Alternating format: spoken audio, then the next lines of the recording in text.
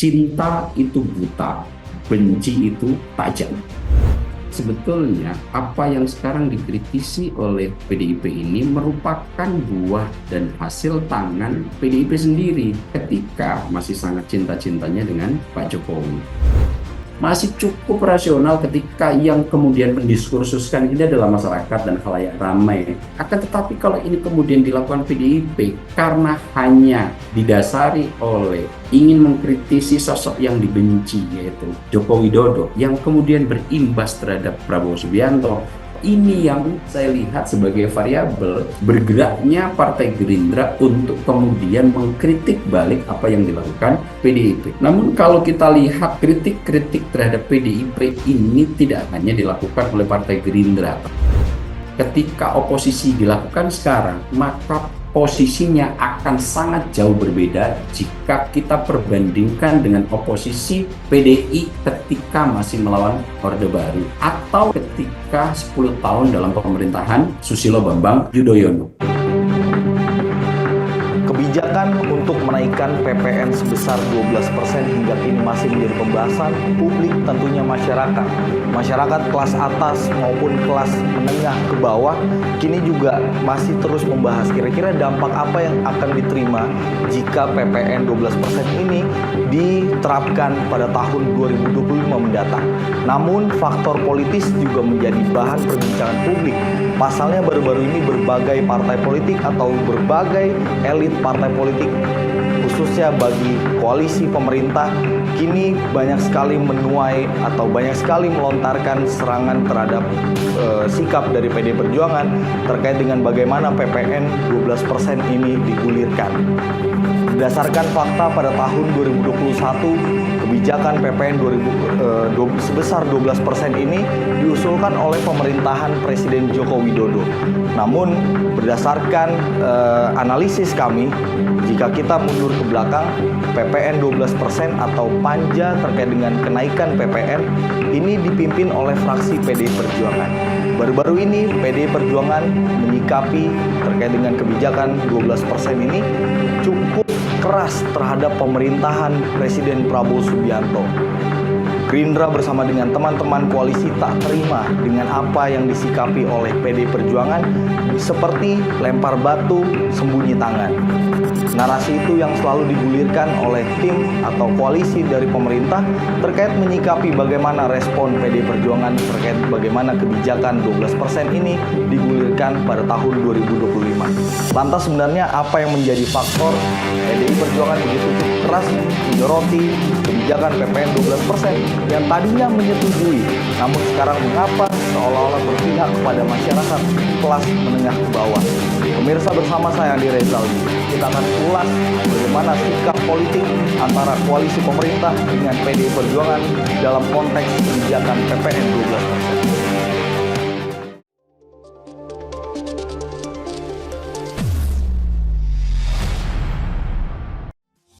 Polemik terkait dengan kebijakan kenaikan PPN dari 11 menjadi 12% hingga kini masih menjadi diskusi publik dan berbagai pihak tentunya.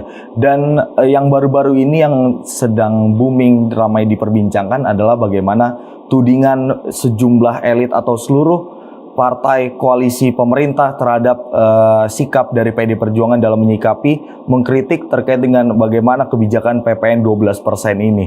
Dan untuk membahasnya terkait dengan hal itu, kita sudah bersama dengan Direktur Eksekutif Skala Survei Indonesia, Bang Abdul Hakim MS. Bang Ab, kembali bertemu, bagaimana kabar? Alhamdulillah sehat Mas Andi. Apa kabar Mas Andi? Ya baik juga Bang Ab. Bang Ab, ini kalau mencermati apa yang dilakukan oleh para elit dari partai koalisi, terutama Partai Gerindra seperti itu, terhadap tudingan yang disampaikan kepada PDI Perjuangan, ini sebenarnya mengapa Bang Ab?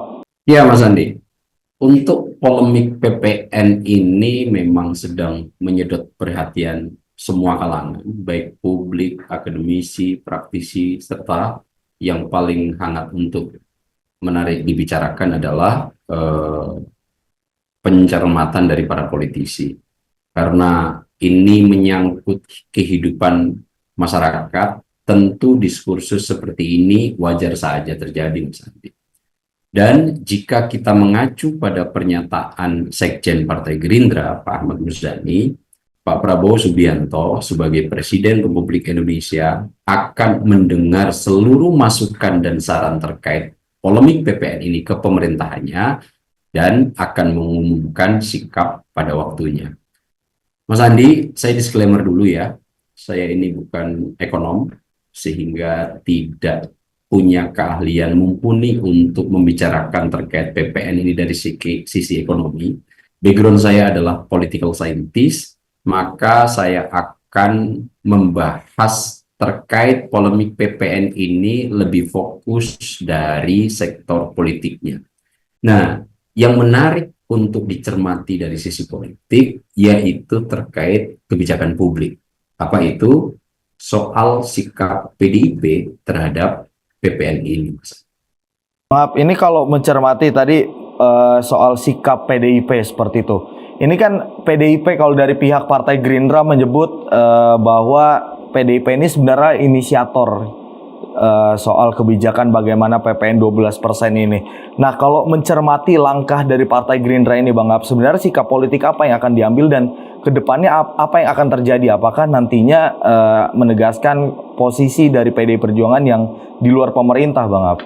Ya, terhadap sikap PDIP ini, saya jadi teringat sebuah adagium populer dalam ranah kehidupan umat manusia untuk menggambarkan dua sisi ekstrim dari emosi, yaitu satu cinta, yang kedua benci.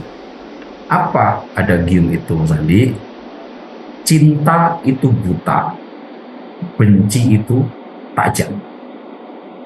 Cinta itu buta ketika seseorang sedang jatuh cinta, kerap kali perilakunya cenderung mengabaikan sisi kurang dari pasangannya. Mereka hanya akan melihat melalui kacamata yang berwarna merah muda. Apa artinya? Semuanya terlihat serba baik-baik saja. Tidak ada sisi ketidaksempurnaan yang melekat, dan mereka cenderung menutup mata terhadap kenyataan-kenyataan negatif yang sedang melingkupi. Sementara sebaliknya, benci itu harus terfokus pada sisi minus pasangannya, kemudian cenderung membesar-besarkannya, dan akan sangat kritis dengan berupaya maksimal untuk mencari-cari kesalahan. Nah, adagium ini menurut hemat saya, Mas Andi, ya, cukup relevan untuk bisa mendeskripsikan sikap PDIP terkait kritik mereka terhadap kebijakan PPN. Kenapa saya katakan demikian? Coba kita urai, Mas Andi. Ketika cinta masih bersemi antara PDIP dan Joko Widodo terkait kebijakan PPN, saat inisiatif undang-undangnya diajukan oleh pemerintah Yunto Joko Widodo pada tahun 2021, PDIP dengan cukup cekatan merespon ini dengan cepat. Bahkan Ketua Panitia Kerja di DPR RI kala itu untuk membahasnya adalah kader PDI Perjuangan. Maka terlahirlah UU tentang harmonisasi peraturan perpajakan atau yang biasa kita kenal dengan HPP. Yang salah satu keputusannya menaikkan PPN dari 10% menjadi 11% pada tahun 2022 dan akan tumbuh kembali menjadi 12% pada tahun 2025. Ketika itu, bahwa ekonomi masyarakat sedang tidak baik-baik saja, daya beli masyarakat sedang buruk, atau dunia usaha sedang genting. Padahal waktu itu, Mas Andi, kita sedang dicengkram oleh pandemi COVID-19 yang banyak meluluhlantahkan sendi perekonomian masyarakat. Karena cinta lagi bersemi-seminya, PDIP menutup mata kala itu dengan menerima usulan inisiatif pemerintah guna menaikkan PPN ini. Namun Mas Andi, ketika benci itu datang, situasinya berubah sangat drastis.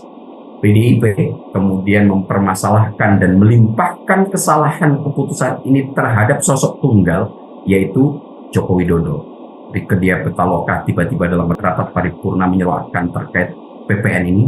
Kemudian Mbak Puan juga sama, mencoba melakukan dan mempertanyakan kebijakan tentang PPN yang akan diberlakukan per 1 Januari 2025. Nah, melihat kondisi ini, saya sangat bisa memahami sesuai dengan pernyataan Mas Andi tadi, jika kemudian Partai Gerindra dan beberapa parpol koalisi serta beberapa kalangan lainnya menjadi sangat marah dan jengkel dengan sikap PDIP ini. Produk undang-undang HPP ini dihasilkan oleh tangan mereka pada saat masih manis mengenyam kekuasaan dan cinta masih bersemi rapi bersama Joko Widodo. Akan tetapi kemudian tiba-tiba berbalik arah kala kekuasaan itu sudah tidak lagi dikenyam dan rasa benci sudah menyelimuti. Jadi sikap PDIP ini terlihat menjadi ambigu dan standar ganda. Kejengkelan Partai Gerindra itu bisa kita rujuk dan kita rekam dari pernyataan-pernyataan tertinggi partai yang dimaksud oleh Pak Prabowo ini, seperti Mbak Saraswati, Pak Wihadi, Mas Bambang Haryadi, Mas Kak Wendra, dan beberapa tokoh penting kunci lainnya di Partai Gerindra. Jadi melihat cinta ketika bersemi, bersikap seolah-olah tidak ada kekurangan di diri Joko Widodo. Kemudian ketika benci itu hadir yang direpresentasikan dengan pemecatan yang sempat sudah kita ulas sepekan yang lalu menjadi rute awal bagi PDIP kemudian memperlihatkan watak aslinya ketika dipenuhi rasa kebencian, Mas Andi. Dan ini merupakan bagi saya adalah sikap ambigu yang lebih kalau kita tidak bisa bahasakan sebagai hipokrit, standar ganda yang dilakukan oleh PDIP terkait dengan sikap terhadap kebijakan PPN ini.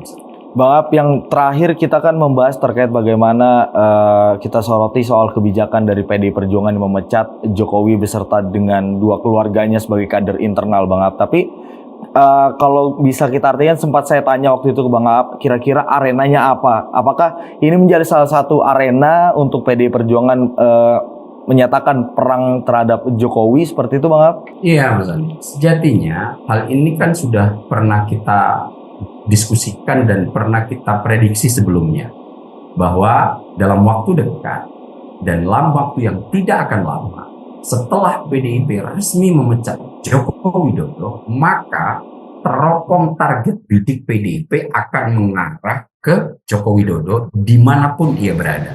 Dan waktu itu kita membahas kira-kira area mana yang akan dijadikan pintu masuk oleh PDIP. Maka kita pun telah menengarai bahwa pintu masuk pertama akan dilakukan melalui evaluasi kinerja Pak Jokowi selama 10 tahun terakhir dalam memegang tampuk kekuasaan.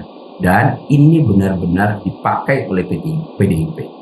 Namun celakanya, Mas Andi, ya, PDIP ini tidak sadar atau mungkin berupaya lupa bahwa dalam 10 tahun terakhir itu, ketika Joko Widodo memegang kekuasaan, PDIP adalah the ruling party, partai pemenang, partai penguasa, dan partai pengusung utama Joko Widodo yang ketika itu adalah kadernya.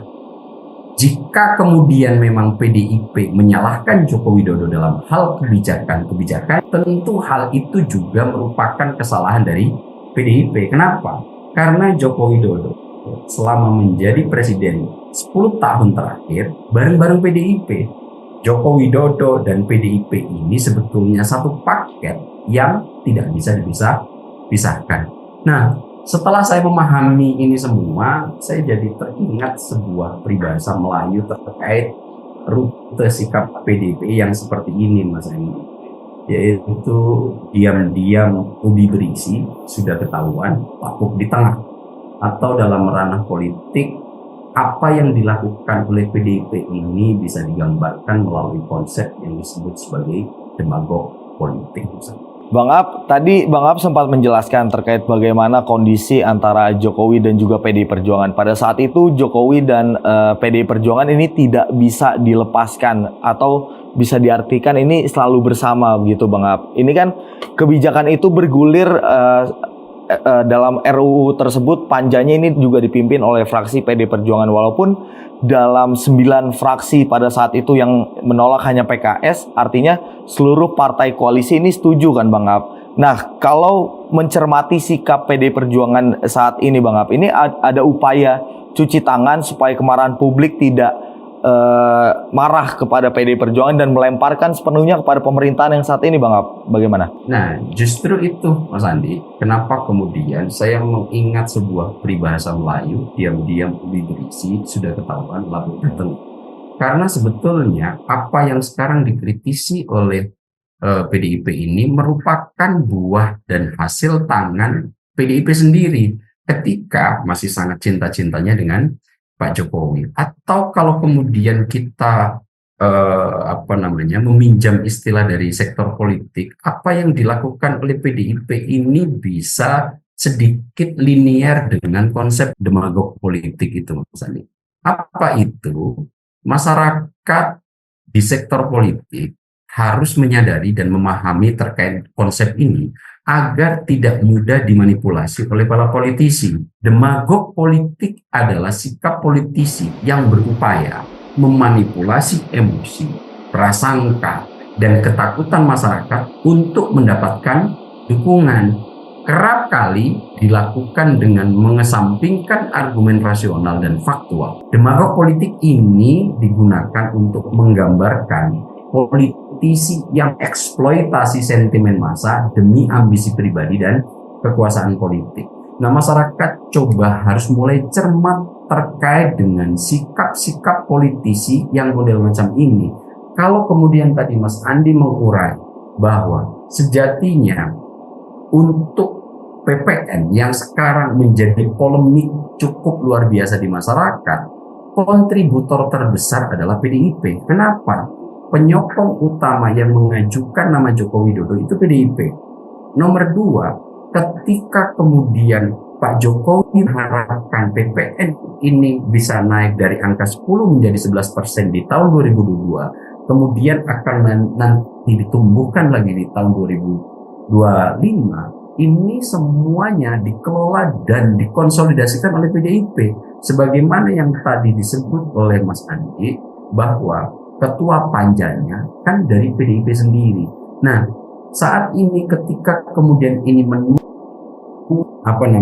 menuai protes publik, PDIP meminjam dalam tanda kutip kemarahan masyarakat ini untuk kemudian meluapkan rasa bencinya terhadap Joko Widodo. Dan hal-hal seperti ini sebetulnya cukup lazim dilakukan oleh para politisi. Itu kenapa kemudian agar ini bisa dipahami, maka konsep demagog politik ini bisa menjadi salah satu rujukan agar kita semua tidak mudah untuk kemudian dimanipulasi oleh para politisi seolah-olah berada dan berdiri di sisi masyarakat, akan tetapi sebetulnya hal itu tidak terjadi karena hal ini di tahun 2021 tidak pernah dikemukakan sedikit pun oleh PDIP ketika mewadahi keinginan Joko Widodo yang saat ini menjadi sosok tunggal yang disalahkan oleh PDIP. PDIP saat ini sudah melakukan klarifikasi bahwa kritik yang ia lakukan bukan untuk menyalahkan Prabowo Subianto atau kesalahan PDIP sendiri. Sehingga seandainya kemudian PDIP menyadari dan berupaya reflektif begitu, apa yang dilakukannya saat ini lebih baik untuk meminta maaf cukup luar biasa kepada masyarakat, karena produk ini sebetulnya kontributor terbesarnya adalah PDIP. Itu kenapa lagi-lagi Mas Andi, ketika Partai Gerindra meradang karena kebijakan PPN untuk naik dari 10 menjadi 11 dan akan kembali ditumbuhkan menjadi 12% di tahun 2025 ini, kemudian dikritik sendiri oleh PDIP dan mengarah ke Pak Prabowo yang diminta tolong untuk cuci piring, tolong pikirkan ulang. Padahal tentu ketika melakukan ini, PDIP ketika menjadi panja semestinya sudah harus melakukan kajian secara dalam begitu, bahwa hal-hal seperti ini dalam waktu yang akan datang akan menimbulkan banyak persoalan dan akan sedikit menjadi diskursus yang sangat tajam di kalangan khalayak. Nah, tentu hal-hal semacam ini menjadi sesuatu yang bagi saya sikap yang jauh panggang dari api, Zandi. Baik. Bisa saya katakan diam-diam udah berisi tadi bahwa seolah-olah ini kebijakan berada di sisi rakyat, akan tetapi sudah ketahuan lapuk di tengah. PDIP mencoba mendompleng kepada kepentingan masyarakat agar PDIP kembali bisa terwadahi citra mapanya di kalangan publik Indonesia. Oke, baik Bang Ab. Dalam polemik yang terjadi terkait dengan kebijakan PPN 12% Bang Ab ini, yang menjadi pihak yang dilematis dalam tanda kutip Bang Ab ini sebenarnya adalah Presiden Prabowo Subianto, karena serangannya masyarakat ini ya ke Pak Prabowo seperti itu. Nah, kalau Bang Ab melihatnya bagaimana Bang? Iya, Pak Prabowo sebagaimana telah saya kutip dari pernyataan Sekjen Partai Gerindra, Pak Ahmad Muzani, telah mengatakan dan mengungkapkan bahwa Pak Prabowo akan mencoba untuk memahami total situasi kebatinan masyarakat terkait polemik kebijakan PPN ini. Saran dan masukan akan coba dikumpulkan oleh Pak Prabowo sehingga nanti pada waktunya, kata Pak Muzani, akan diumumkan dan kita tunggu dari apa yang akan diputuskan oleh Pak Prabowo. Sebetulnya kenaikan ini masih menjadi kajian kalau merujuk dari pernyataan dari Sekjen Partai Gerindra Pak Muzani, akan tetapi kemudian yang agak cukup membetot perhatian adalah terkait sikap PDIP. Dengan apa yang dilakukan PDIP, bahwa undang-undang ini hasil buah tangan PDIP bersama Joko Widodo, kemudian tiba-tiba ketika waktu itu melakukan kebijakan ini dan diputuskan secara bersama-sama, semua fraksi setuju kecuali satu partai yang kemudian menolak untuk kebijakan ini diberlakukan. Akan tetapi dalam prosesnya kemudian PDIP mencoba untuk mempertanyakan ulang suatu kebijakan yang sebetulnya harus telah melalui kajian sangat dalam. Dan ketika dilakukan kajian-kajian pada saat ini, dampak inflasi misalnya juga masih sama dengan dampak inflasi yang sudah terjadi di tahun 2021, yaitu diprediksi akan berdampak pada inflasi 0,2 sampai 0,6%. Nah, yang begini-begini ini kemudian PDIP memakai narasi untuk bahwa ini sangat memberatkan masyarakat karena perekonomian sedang tidak baik-baik saja. Situasinya sebetulnya tidak jauh berbeda ketika tahun 2021 sebagaimana telah saya ceritakan di awal tadi. Dengan posisi ini akhirnya Pak Prabowo seolah-olah menjadi tempat sampah atau analogi di dapur itu bagian cuci piring. Yang menikmati buah kebijakan ini adalah PDIP bersama Pak Joko Widodo. Kemudian ketika nanti Pak Prabowo tinggal melanjutkan kebijakan ini, diminta untuk kemudian tidak jadi untuk melakukannya. Padahal situasi APBN yang pada waktu itu menjadi salah satu alasan utama kenapa kemudian penerimaan negara harus ditingkatkan melalui penambahan kenaikan PPN ini, saat ini pun kondisinya sama. Nah, jika tahun 2021 hal itu PDIP menutup mata dengan situasi kondisi yang ada, saat ini kemudian situasinya sama dan kemudian mencoba untuk melihat karena PDIP sudah tidak lagi berada dalam ring kekuasaan, ini yang lagi-lagi kemudian membuat jengkel orang. Sikap PDIP ini adalah seolah-olah standar ganda, atau dalam jika meminjam istilah yang dikeluarkan oleh Antonio Gramsci gitu, ini adalah termasuk dalam teori loyalitas bersyarat terhadap PDIP untuk berada di sisi rakyat. Ketika mendapatkan keuntungan total agar citra, kekuatan, kemapanan kekuasaan PDIP mapan, maka akan dipakai sisi rakyat sebagai domplengan dalam tanda kutip untuk bisa melakukan kritik keras dan berdiri di sisi itu.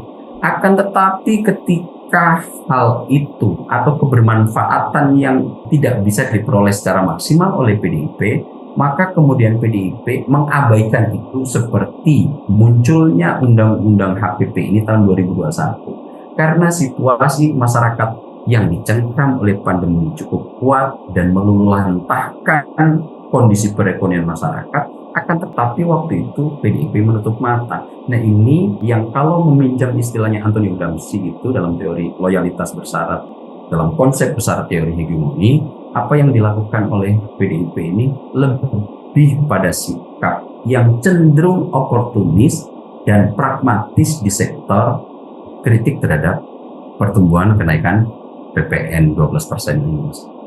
Bang Ab, ini kira-kira kalau melihat dari sosok Presiden Prabowo Subianto, ini kalau tadi Bang Ab bilang dalam tanda kutip tentunya sebagai pihak yang tukang cuci piring, kemudian menjadi tempat sampah bagi PDI Perjuangan karena menumpahkan segala kemarahan publik kepada pemerintah saat ini.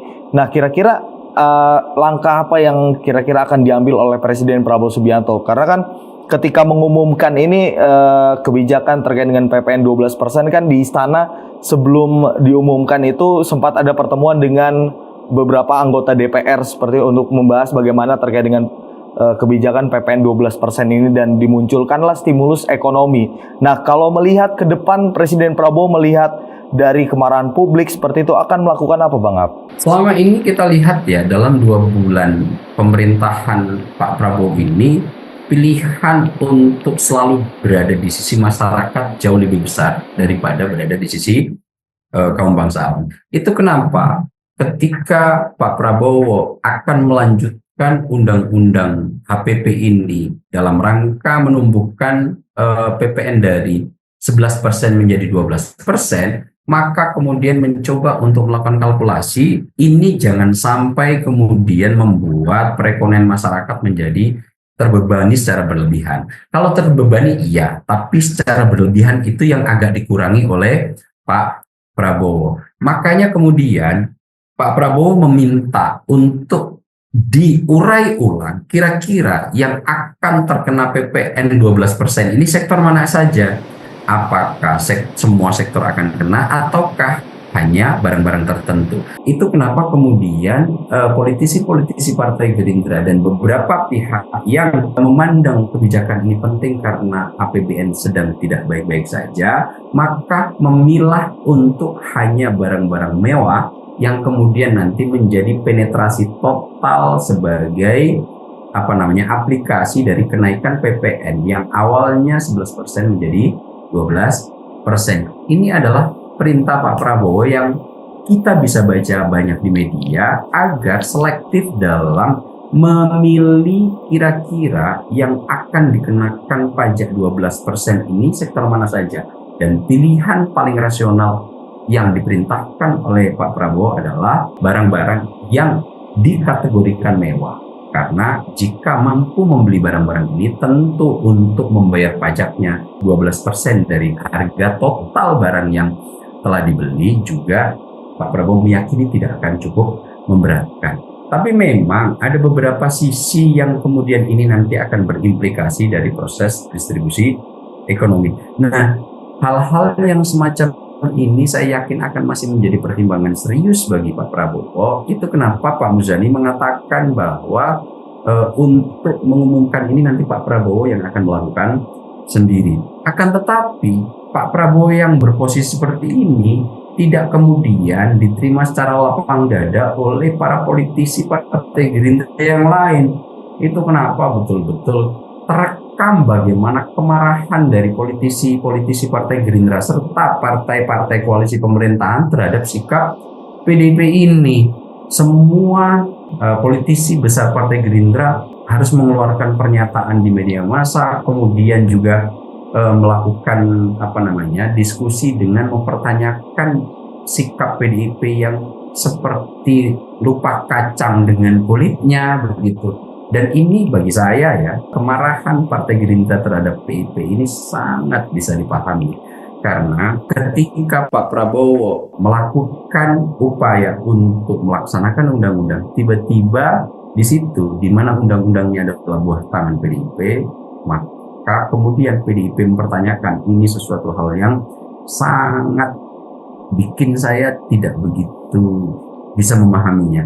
Jika yang mempersoalkan masyarakat sebagaimana yang saya telah kemukakan di awal, Mas Ani, cukup wajar masyarakat kemudian akan terbebani dengan PPN yang sudah diskemakan dari 10 menjadi 11 menjadi 12, masih cukup rasional ketika yang kemudian mendiskursuskan ini adalah masyarakat dan khalayak ramai, masyarakat sipil yang kemudian mencoba untuk menyuarakan ketidakpuasannya. Akan tetapi kalau ini kemudian dilakukan PDIP karena hanya didasari oleh ingin mengkritisi sosok yang dibenci, yaitu Joko Widodo, yang kemudian berimbas terhadap Prabowo Subianto, ini yang kemudian menjadi pertanyaan serius. Kalau lagi-lagi saya ulangi, jika hadirnya ini, keresahan ini berasal dari masyarakat, saya sangat bisa memahami karena ini kebijakan yang akan menyangkut hajat hidup mereka semua. Akan tetapi kalau kemudian pertanyaan ini dengan serius dan keras dilakukan PDIP, yang ketika PDIP membentuk kebijakan ini tidak pernah ada kritik apapun terhadap pemberlakuan Undang-Undang PPN, kemudian setelah tidak lagi berada di kekuasaan mempertanyakan dengan serius. Nah, ini persoalan yang sekarang menjadi polemik total bahwa kenegarawanan, sikap yang diharapkan dari partai politik seperti PDIP belum memadai. Baik, Bang Ab, ini kan polemik terjadi ketika kebijakan PPN 12%, kritikan pedas selalu dilontarkan oleh para elit dari PD Perjuangan terhadap pemerintahan Prabowo Subianto. Kalau melihatnya Bang Ab, ini kan ada adu saling sindir, saling tuding antara politisi Gerindra, atau kita artikan semua partai koalisi ini menuding PD Perjuangan, begitupun sebaliknya. Ini sebenarnya bagaimana nanti kondisi komunikasi yang dijalin oleh Partai Gerindra dan PD Perjuangan? Padahal yang kita ketahui di parlemen ini cukup baik hubungannya, Bang Ab. Nah, justru karena itu ya, kita kemarin sempat mendiskusikan bahwa untuk informal adanya perseteruan antara Megawati Soekarno Putri dan Joko Widodo itu terjadi di luar ranah formal, di mana untuk di lembaga formal seperti Dewan Perwakilan Rakyat atau di lembaga DPR RI, hubungan antara Gerindra dan PDIP sejauh ini sebelum kritik terhadap UU HPP ini berjalan cukup harmonis. Akan tetapi tiba-tiba ketika kemudian PDIP mengeluarkan suara terkait pertanyaan ulang terkait tentang kebijakan HPP, ini kemudian membuat Partai Gerindra meradang. Dan itu cukup bisa kita pahami karena ketika penyusunan undang-undang ini berjalan, waktu itu panjanya PDIP, Gerindra cukup sepengetahuan saya total untuk kemudian membantu PDIP dalam melakukan penggolan undang-undang ini. Dan itu kenapa kemudian Gerindra ketika PDIP sekarang berbalik arah hanya gara-gara ketidaksukaan dan kebencian terhadap sosok Joko Widodo yang akhirnya menyerempet Pak Prabowo Subianto, ini yang saya lihat sebagai variabel bergeraknya Partai Gerindra untuk kemudian mengkritik balik apa yang dilakukan PDIP. Namun kalau kita lihat, Mas Andi, ya, kritik-kritik terhadap PDIP ini tidak hanya dilakukan oleh Partai Gerindra terkait soal-soal yang beginian. Kita pernah mendengar kritik keras juga dari Irma Suryani Cariago, salah satu politisi dari Partai Nasdem, yang menyebut PDIP sebagai bagus dalam konteks melakukan peran oposisi. Akan tetapi tidak begitu bagus pada saat menjadi penguasa. Kemudian Mbak Irma menggarisbawahi bahwa oposisi di Indonesia ia sebut sebagai oposisi yang banci. Kritik keras juga pernah dialamatkan oleh orang terdekat Bu Megawati Soekarno Putri, Laksamana Soekardi. Laksamana Soekardi juga bahkan menyebut apa yang dilakukan PDIP ini merupakan apa yang pernah dilakukan PDIP ketika mengkritik Orde Baru, begitu.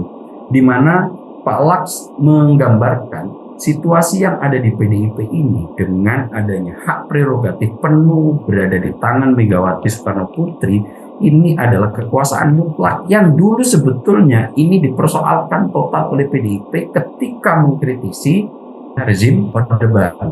Hak prerogatif ini ditengarai oleh Pak Lak sebagai pintu masuk untuk menjadi pemimpin otoriter. Dan memang kalau kita lihat sejarah kepemimpinan di PDIP, memang sejak PDIP berdiri hingga saat ini ketua umum belum pernah berubah, hanya Megawati Soekarno Putri. Kemudian kritik juga hadir dari internal PDIP yang saat ini sudah dipecat, misalnya Pak Effendi Simbolon.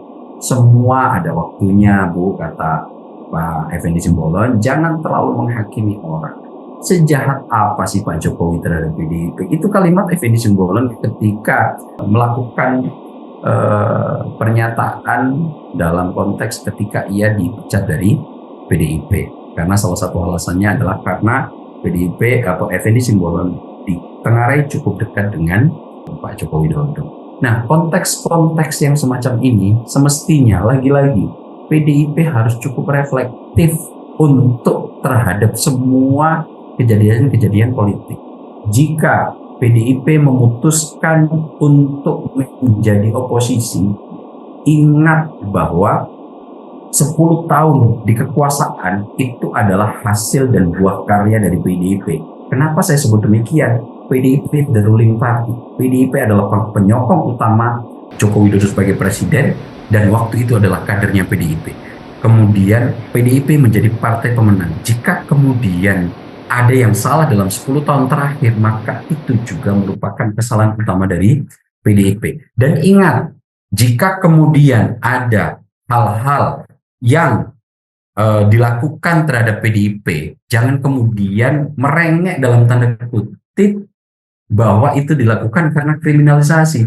Dalam 10 tahun terakhir ini, tentu catatan-catatan terkait dengan PDIP cukup banyak, dan ketika oposisi dilakukan sekarang, maka posisinya akan sangat jauh berbeda jika kita perbandingkan dengan oposisi PDI ketika masih melawan Orde Baru, atau oposisi ketika 10 tahun dalam pemerintahan Susilo Bambang Yudhoyono. Ketika itu belum banyak catatan terkait dengan PDIP ketika menjadi oposisi pemerintahan Susilo Bambang Yudhoyono. Ketika itu PDIP cukup bisa leluasa memainkan peran oposisi dengan melakukan kritik sekeras-kerasnya terhadap berbagai macam kebijakan yang dilakukan oleh pemerintah.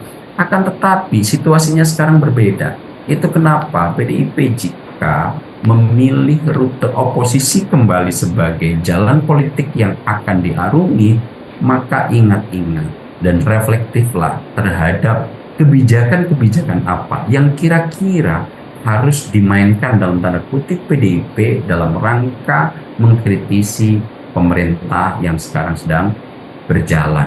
Tentu hal-hal seperti ini harus diingat-ingat baik oleh PDIP, karena dalam rentang yang masih 10 tahun ke belakang, memori banyak orang masih cukup pendek untuk mengurai semua apa yang telah dilakukan oleh PDIP. Termasuk ketika mengkritik kebijakan PPN ini, akhirnya makin membuat PDIP terlihat muram citranya di kalangan publik. Bang Ab, ini kan sebenarnya persoalan terkait bagaimana kencangnya kritikan yang dilontarkan oleh para politisi PD Perjuangan. Ini kan kalau di segmen sebelumnya adalah benang merahnya antara konflik dengan Jokowi seperti itu, Bang Ab. Tapi kalau ini larut-melarut, Bang Ab, kalau dideskripsikan seperti itu, lama-lama Presiden Prabowo sebagai pihak tengah ini konteks dalam tanda kutip babak belur, Bang Ab. Kira-kira rekonsiliasi harus dilakukankah supaya kondisi politik atau stabilitas politik ini tidak secarut-marut seperti ini, Bang Ab? Karena ini melebar kemana-mana jadinya, Bang Ab. Kalau kita merujuk dari pidato terakhir Pak Prabowo yang mengatakan bahwa saat ini bagi yang mau mengkritik sudah bisa. Akan tetapi jangan kemudian Pak Prabowo disalahkan jika harus mengambil sikap-sikap tertentu dalam tanda kutip. Itu sudah cukup jelas dikemukakan oleh Pak Prabowo ketika menyampaikan pidatonya. Nah, kalau merujuk pada konteks ini, pendekatan Pak Prabowo berupaya untuk merangkul daripada memukul akan terlebih dahulu dipakai dalam rangka mengkonsolidasikan kekuatan politik nasional. Akan tetapi kemudian jika yang diajak untuk dirangkul tidak mau dan memisahkan diri, Pak Prabowo juga memberikan ruang yang cukup luas bagi yang bersangkutan. Pak Prabowo juga mengatakan bahwa oposisi juga sangat penting buat demokrasi agar demokrasi bisa berjalan dalam rute checks and balances. Tentu situasi-situasi ini sudah menjadi gambaran bahwa memang Pak Prabowo dalam melakukan pendekatan pemerintahan yang bisa kita lihat dalam 2 bulan terakhir lebih banyak melakukan upaya merangkul daripada memukul. Namun sepertinya kalau merujuk dari pernyataan Pak Prabowo, jika kemudian ajakan untuk merangkul ini tidak tidak mendapatkan respon yang memadai dari pihak yang dirangkul, tentu Pak Prabowo juga memberikan kesempatan yang luas kepada yang bersangkutan agar bisa memerankan posisi sebagai oposisi. Tentu hal-hal semacam ini bisa kita analisis. Pak Prabowo tidak akan selamanya kemudian mencoba merangkul yang bersangkutan jika terus-menerus jual mahal bahkan melakukan hal-hal di luar kewajaran, seperti mungkin bisa kita rujuk pada sikap-sikap PDIP seperti ini. Pak Prabowo juga kemudian mempersilahkan untuk berdiri di posisi tertentu dan memerankan peran sebagai oposisi misalnya. Bang Ab, ini kan pertama soal PPN 12%, bagaimana kebijakan ini dikritisi. Kemudian sekarang baru-baru ini soal penangkapan atau penetapan Sekjen PD Perjuangan Hasto Kristianto sebagai tersangka oleh KPK terkait dengan kasus Harun Masiku seperti itu. Ini dengan adanya dua persoalan ini Bang Ab, kalau di PPN 12% ini karena faktor Jokowi mengkritik habis-habisan, kemudian arenanya nampaknya berlanjut ke KPK dengan penetapan Hasto Kristianto terkait dengan kasus Harun Masiku. Dan kalau prediksi Bang Ab, kira-kira respon seperti apa yang akan diberikan oleh PDI Perjuangan menangani atau melihat kedua kasus ini Bang Ab? Saya yakin jika kemudian PDIP tidak kembali reflektif terhadap apa yang telah dilakukan dan kira-kira posisi politik apa yang akan diarungi, tentu respon PDIP seperti yang sudah pernah kita lihat bersama, bahwa akan tetap dalam tanda kutip melakukan perlawanan-perlawanan ataukah bahkan akan lebih mendekati pada sikap yang sampai zero sum game gitu, bahwa impas-impasan akan melawan apa yang akan terjadi, maka itulah nanti akan yang diterima. Nah, apakah areanya nanti akan bergeser pada sektor dari kebijakan publik? Kritik mengkritik terhadap apa yang telah dilakukan oleh Jokowi selama 10 tahun terakhir, yang ternyata dalam PPN ini kemudian menyenggol Pak Prabowo yang sebetulnya tidak ada mengkait secara langsung yang signifikan. Akhirnya jika sikap-sikap seperti ini terus dilakukan, maka PDIP dalam konteks ini akan makin melakukan perlawanan secara membabi buta, Mas Andi. Seperti kita tahu bahwa kemarin Hasto ditemani oleh salah satu sosok yang kemudian datang dan pergi dari Rusia, telah menjadikan dirinya sebagai sosok yang katanya akan segera dikriminalisasi. Kemudian tiba-tiba muncul pada kritik-kritik PPN ini, dan akhirnya kita mendengar apakah kemudian ada kaitannya terkait penetapan tersangka Sekjen PDIP Hasto Kristianto sebagai tersangka terkait kasus Harun Masiku. Tentu ini juga menjadi pertanyaan serius, apakah ini murni hukum ataukah ada sisi politik yang saat ini memang korelasinya sedang menegang. Dan tentu jika kemudian kita semua menyambung-nyambungkan atau cocokologi bahwa ini buah dari ketegangan yang saat ini sedang meruncing antara PDIP dan Jokowi, tentu juga ini masih perlu dibuktikan dengan serius. Kenapa? Karena saat ini Pak Jokowi sudah tidak menjadi presiden lagi, dan kemudian apakah nanti PDIP juga akan tetap menyalahkan Pak Jokowi yang sudah tidak menjadi presiden? Ini juga menjadi pertanyaan serius. Ataukah apakah Pak Prabowo dalam konteks ini menjadi sosok yang kemudian berada di tengah-tengahnya? Ini juga menjadi pertanyaan-pertanyaan serius yang saya yakin akan banyak menimbulkan pertanyaan-pertanyaan dan berbagai macam analisis yang berseliweran. Akan tetapi saya melihat apakah ini kasus hukum murni atau kasus ada kaitannya dengan politik, ini tentu yang kemudian nanti kita menunggu dari penjelasan KPK. Namun sebagaimana telah kita bicarakan waktu itu Mas Andi, bahwa area pertempuran dari PDIP dan Joko Widodo yang saat ini memiliki korelasi hubungan yang sangat baik dengan Pak Prabowo Subianto, pertama adalah di area kebijakan publik, kemudian besar kemungkinan juga akan merembet ke persoalan-persoalan hukum. Dan kita lihat persoalan-persoalan hukum ini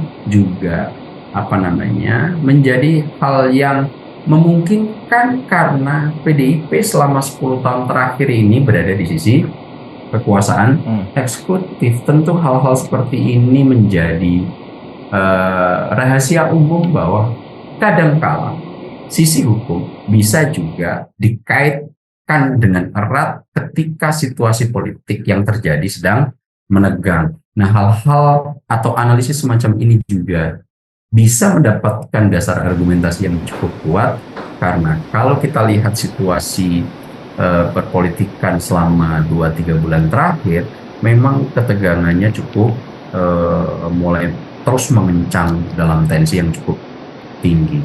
Nah, apakah ini ada kaitannya? Tentu kita harus menunggu pernyataan resmi dari KPK. Baik.